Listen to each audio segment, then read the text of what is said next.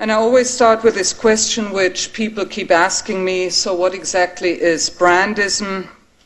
And in a nutshell, I would say that I regard Brandism as an architectural movement which is very much tied to today's global economy, where architecture becomes a catalyst to enhance the identity and the perceived value of cities, private developments, and places. And while a more comprehensive overview of this trend is given in my forthcoming book, Brandscapes, Architecture and Experience Economy, this series focuses specifically on a local condition of what is essentially a global trend, looking at how brand architecture has transformed the urban fabric of New York, examining the impact as well as speculating on future potential, essentially giving rise to a new phenomenon where real estate developers collaborate with branders and frequently star architects to add economic value to their residential and commercial projects. And this is really a very exciting time in the city for architects and developers alike, where in fact architecture with a capital A for the first time plays a really significant role in New York City real estate development. And it's also the first time that developers realize that good design can add dollar value to their projects. So here are just some examples of projects that have been built in the past 5 years or are in the planning stages. And so tonight's discussion, moderated by Susan Senazi, who is the chief editor of Metropolis, focuses on the increasing emphasis on sustainable practices in New York, clearly a hot button topic of the new millennium. Sustainability clearly plays a huge role in the branding of architecture, and really I would argue that environmental sustainability today is no longer an option, it has become a design mandate. And by spanning a broad range of concerns that might range from increased energy efficiency to social attitudes towards healthy living and green urbanism, sustainability has become so much more than just a technological upgrade of buildings. It has become an all-encompassing lifestyle attitude that connects environmental responsibility with design opportunity.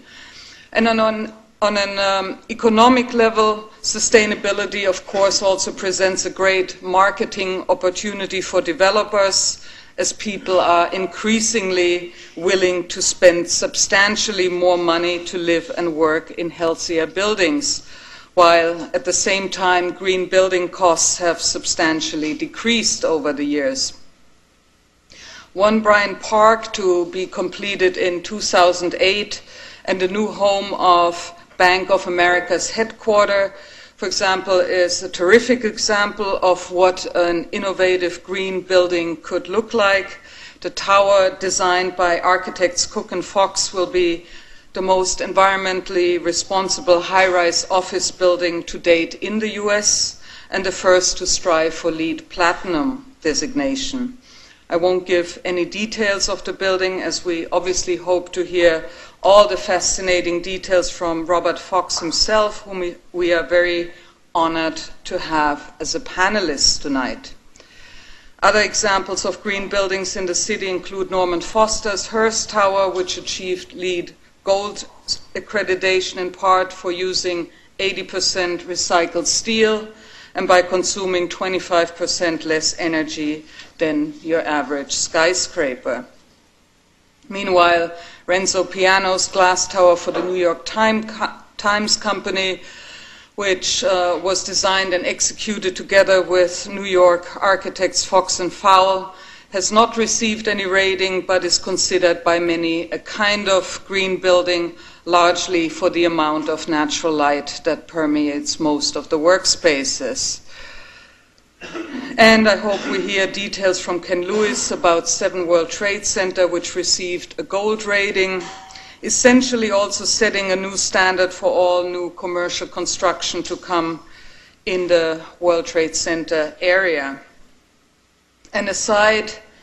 from technological concerns, sustainability, of course, is a huge urban agenda as well, particularly in the transformation of underused public spaces that are located above and below infrastructural spines, such as the transformation of the High Line,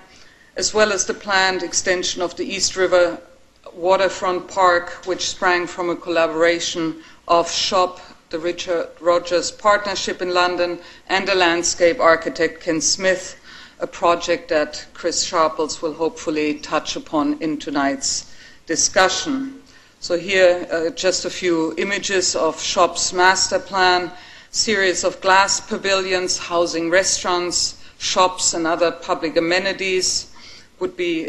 inserted beneath the elevated FDR drive lit by strips of fluorescent lights, redefining the currently unused space under the highway as a kind of hip event space, and creating a series of urban topographies with public facilities such as seating areas, playgrounds, and viewing platforms, parks, that together create a new urban lifestyle along the waterfront.